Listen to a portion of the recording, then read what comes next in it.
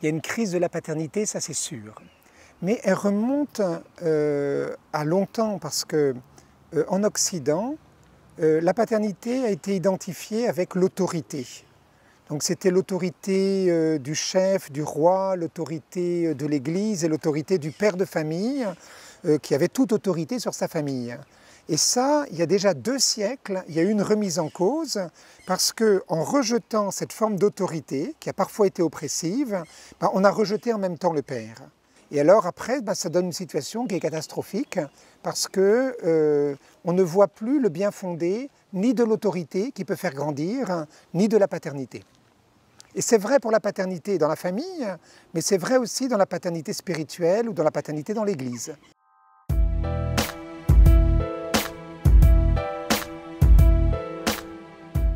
Le père a une fonction de séparer pour faire exister.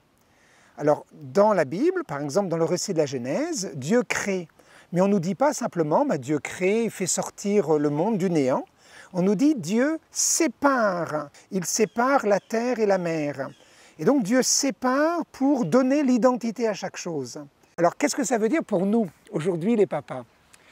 Si on fait la comparaison avec les sciences humaines, on voit que la relation première de la mère, de la femme à l'enfant, c'est une relation fusionnelle. C'est-à-dire que l'enfant est dans la mère et tout l'être de la mère, son corps mais aussi son psychisme, est tourné vers l'enfant. Et dans les jeunes couples, on voit bien que si cette relation fusionnelle perdure, c'est pas bon ni pour la maman, qui dans ces cas-là, c'est au détriment de son rôle d'épouse et de femme, et elle n'est plus que maman. Et c'est aussi quelque chose qui est dommageable pour l'enfant, parce que l'enfant, dans ces cas-là, peut devenir tyrannique. C'est-à-dire qu'il appelle, il désire, il demande, et immédiatement, la maman est là. Et donc, la fonction du père, ça va être une fonction de séparation pour dire à la maman, moi aussi je suis là, chérie, donc j'existe, et voilà, tu n'es pas que maman. Et c'est pour dire aussi à l'enfant, ta maman n'est pas que à toi. Et donc, c'est apprendre à l'enfant à partager finalement sa maman avec le père d'abord et ensuite avec les frères et sœurs. Après, il y a une deuxième fonction dans la Bible qui est évidente, c'est Dieu donne la loi. Mais alors, dans le monde contemporain, surtout en Europe, la loi, elle a mauvaise presse. En mai 68, on disait, le slogan c'est « il est interdit d'interdire ». Et donc toute loi va apparaître comme étant une limite, une oppression, et pourtant on a besoin de loi pour vivre.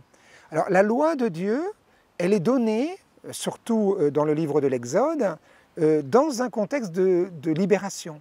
Dieu libère son peuple de l'esclavage et pour continuer cette libération, eh bien, il lui donne une loi qui va être une loi pour le structurer, une loi pour lui apprendre à être un peuple libre.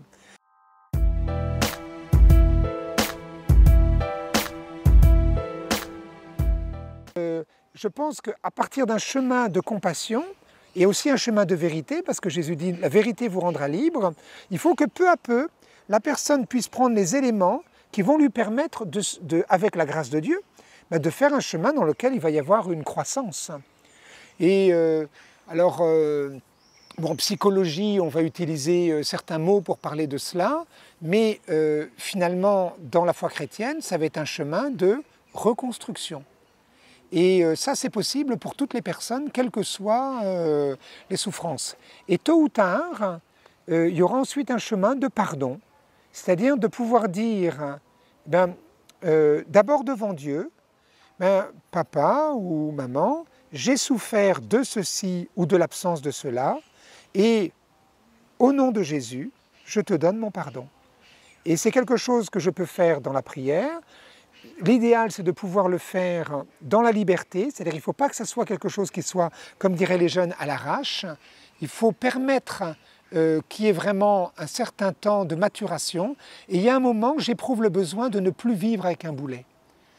Un moment dans le film Mission, il y a une très belle scène d'un homme qui avait été épouvantable, qui avait été un criminel, qui avait été quelqu'un qui avait fait du trafic d'esclaves et qui rencontre le Seigneur, qui se convertit et qui par pénitence s'impose à lui-même de traîner un énorme filet avec des kilos et des kilos. Et c'est une pénitence qui rend mal à l'aise tellement c'est odieux. Et ce qui est curieux, c'est que c'est un enfant de ce peuple qui a été victime, qui à un moment prend son coupe-coupe, et alors il y a la scène, on se dit, est-ce qu'il va l'attaquer? Et non, c'est pour le libérer. Et je crois que le pardon, c'est quelque chose qui libère l'autre, mais aussi quelque chose qui me libère moi-même. Et donc en son temps, je crois que le véritable chemin de guérison, ça doit pouvoir aboutir en son temps, comme un fruit mûr, dans une attitude de pardon. Et ensuite, une fois que ce pardon est d'abord donné devant Dieu, dans le langage du catéchisme, c'est les facultés hautes de l'âme, c'est-à-dire c'est l'intelligence et la volonté qui décident de pardonner. Et après, l'affectivité, c'est-à-dire les sentiments, c'est les wagons du train. Ça va suivre, mais après. Et parfois, je donne mon pardon, le pardon réel, et mon affectivité, elle est encore en ébullition. Mais c'est vrai même dans une déception amoureuse. Et le diable peut me faire croire que comme je suis encore avec des émotions, des sentiments qui remontent, il peut me dire « mais tu n'as pas pardonné ». Or, si, le pardon a été donné. Et moi, souvent, ce que j'encourage, c'est que cet acte du pardon puisse être fait aussi avec des frères ou des sœurs. Ça peut être un prêtre, ça peut être...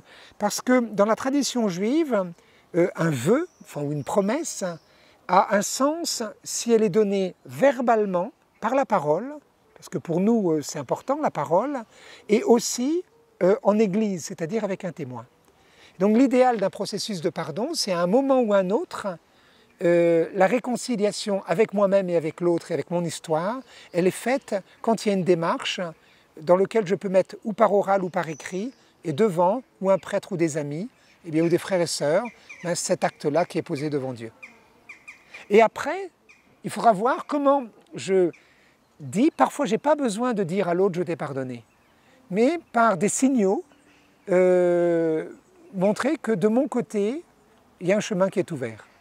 Et l'Esprit Saint va m'éclairer sur la façon dont je vais pouvoir être simplement ouvert à l'autre. Parfois le contact n'est plus possible parce que la personne est décédée. Parfois le contact n'est même plus souhaitable si c'est quelqu'un par exemple qui est une personne qui est perverse psychologiquement. Et donc il ne faut pas renouer avec cette personne-là, mais intérieurement avoir une autre attitude.